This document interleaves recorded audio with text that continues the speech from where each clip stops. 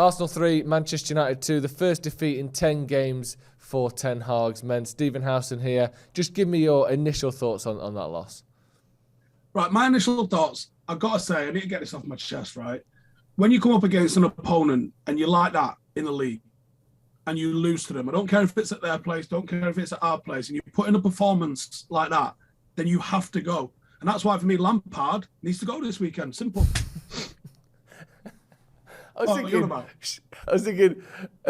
talking about the United-Arsenal game. Sorry, I was thinking, surely you can't be this mad after that. I know we didn't win the game, but Manchester United losing to Arsenal is what we're talking about here, not Everton losing to... Who did Everton lose to? I'm not wrong.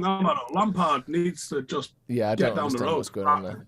He's talking about rebuilding them. I mean, I don't know from where he thinks he's rebuilding them. But back to Man United's game tonight. You're talking about close games. Did you see that as a close game? What did that tell you about the gap that needs to be closed there? Because I think there still is a gap in there. Do you know what? I calmed down. I watched the game. I watched the winner. And I think VAR, the one beauty of VAR is that the worst thing about VAR is it takes the emotion out, but the beauty about VAR, especially when you concede one, is it takes the emotion out. Like, as you're watching them, like, dick up out with it, you come to terms with it a little bit. So by the time I sit down and talk on video and I've had a think, I'm not like I'm not that reactionary, just fucking go bananas guy anyway. But you think, if you're a little bit more philosophical about it, you go, right, was that 11 supposed to beat the best team in the league? No. And whether or not you're quite prepared to admit this Arsenal team's the best team in the league, it doesn't matter. They're the top of the league and they've only lost once, and that was to us. They're the best team in the league. That 11 wasn't. You know, I think Aaron Wan-Bissaka is deputy to Dalot this season. Anthony's had 5 shocking games in a row, and if there was anybody else that could have played his position, they would have. Eriksen needs a rest. We lost Casemiro midweek. Scott McTominay should not be starting games of this magnitude for Manchester United, really. Vegas hasn't had a week of training with us. You can go into it, and no game you're ever going to have perfect, flawless circumstances. But there was too much going on for us to have the confidence that we had going into that game, or even had the confidence that we could have made it a draw. You know, when you consider the fact that we had a tough game midweek, the squad is paper thin right now in terms of who can be trusted and who can't. It's literally an 11. Arsenal had an entire week to prepare for this sort of thing. Is it enough to say that the margins was literally just that game midweek, which allows them to score a winner in the last minute? Maybe. You know, and does Marcus Rashford stay on his feet a little bit? Does he get to that ball a little bit better without the midweek game, without the confidence drop that we might have suffered midweek with Casemiro on the pitch? Does, when he goes through at the end there, does he round the keeper and put it in the back of the net and it's 3-2 United? I think that's the margins that we're talking about. So while, yeah, there's no worse team to lose to because their online fans are different, shall we say, politically correct. Ultimately, the expectation level has been raised through the roof under Eric Ten Hag. It's been his 6 months, Joe. Yeah. In 6 months ago, we didn't think we were finishing top 4, and every single fan around the country was telling us, you're mad if you think you're finishing top 4. You're mad if you think you're going to be how many points ahead of Liverpool at the moment, at this stage of the season? How close to Manchester City at this stage of the season, on the back of signing a Brazilian that's coming for a payday, a centre-half who can't even see over the bar in the pub, Eriksen, who's got no fucking heart, and Anthony, who's just a guy that spins around. You know, if that was what we just signed in the summer, how are we where we are? With all the players that failed for us last season. Ten Hag's doing a fucking phenomenal job.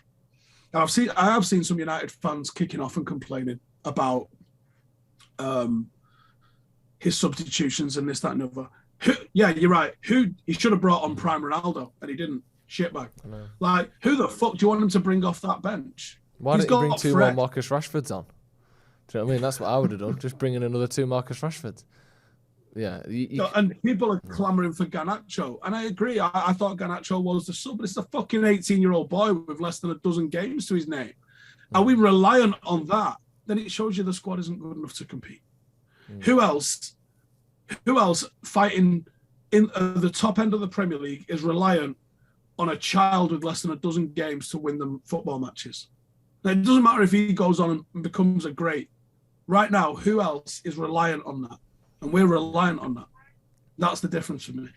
Yeah, definitely. And I think as well, there's a chance that, people always every time you lose a game, people want to talk about subs. But there's a chance that there's just nothing the manager can do. There's a chance that your team just isn't as good as theirs, and you can bring Garnacho on, and he might have just not touched the ball. He might have just been isolated up front. He might have just done, I just think tonight, unfortunately, like you said, Casemiro not being there, Dalot not being there, Rashford being, I think he's got some sort of injury or tiredness or something's going on. He just looks a little bit lacking sharpness. Martial not being there. Like all the points you mentioned, maybe there's just nothing Ten Hag could have done any better. And it was just Arsenal, we're either going to put the chance away or the best chance we had was a bit of luck and if they missed it, but they put it away. Just looking forward then, massive, I think it's, including tonight, it's 10 games in 35 days for United. Like, we've got minimum 3 games more than anyone else because we've got an extra round of European games with this 2-legged tie against Barca. None of the other top 4 except Newcastle, who aren't playing the European games, have got another 2-legged tie in the in the League Cup, and we're still in the FA Cup, which Chelsea aren't in. Like other teams are like, we are playing more games than anyone else. What do United have to do over this next month to not be 5th in the Premier League, out of the League Cup, out of the FA Cup, and out of the Europa League? Because it's a massive few weeks coming up, isn't it? See who Chelsea are getting rid of, because they must be getting rid of about 15 players this month or this week, I would imagine. You know what I mean? Like, between now and, what is it, next Tuesday, Chelsea are going to have to get rid of, I think, 82 players just to be able to register everyone that they've signed. So, like, we need some squad. You might be able to get some on loan. This is the one where you just ring them up and be like, what? What are you doing? Yeah. Igalo. Because... yeah, I think that you need... It's clear that the board aren't going to fucking spend a damn thing at the moment until the takeover's complete, and it'll be a new board. Like, they're not going to spend anything. They've made that pretty clear. You might get a couple of players in on loan. You might get a free transfer. I see Marco Reus being talked up. So you're going to have to try and get somebody on loan. Or you're going to have to throw some youngsters in and find out if they're good enough. But, that... do you know what? Even if the Glazers fuck up what could have been a monumentally amazing first season for Erik Ten Hag, I'll almost take it for them going. Do you know what I mean? Like, I'll almost take it as their parting shot. Like, yeah, fuck off. Like, don't ever darken our door again. And if I'd ever see you, it's not going to end well. Just. On the transfers and the size of the squad thing, I do think that's a point that there's a reason why, unless you're inheriting a team that has recently won the Premier League, it takes 2 years to win the league. Like Chelsea manager, that's why that's Chelsea's model in it. You win the league, you get the best manager when he fucks up, you get the next best manager, next, repeat. But every other team, you look at City, who had won the league recently, but it still took Pep 2 years. You look at Klopp, what did it take him 3 years? Arteta's getting it right there, a title. If they don't. 5? 4 or 5? Whatever it was, yeah, a long time. Arteta, if he wins the league this season, which I think they will, it will be his 3rd full season, his 4th season overall, I think. Like, it takes time because you can't buy 11 or 8 or 9 new players in one window. It's impossible. Unless you're Chelsea doing it the way they're doing it, it can't be done. So do you think we're seeing about as much improvement as you can expect from 6 months of a manager and one proper transfer window? I think you're seeing more than you could have. I think we're seeing Manchester United further along than any of us probably hoped for. Yeah. Apparently, Ten Hag's just said, keep players, don't keep making mistakes. I don't know who he said that about. I've just asked. Let's see what that reply comes back. But you think we just won 9 consecutive games, drawn 1, lost 1. It's not a bad result in 11 matches, is it really? No. Think about where we are. Think about the teams we've beaten. Think about the performances that. So against Arsenal, who might, like you said, go and win the league this season, we've beat them and we've lost to them.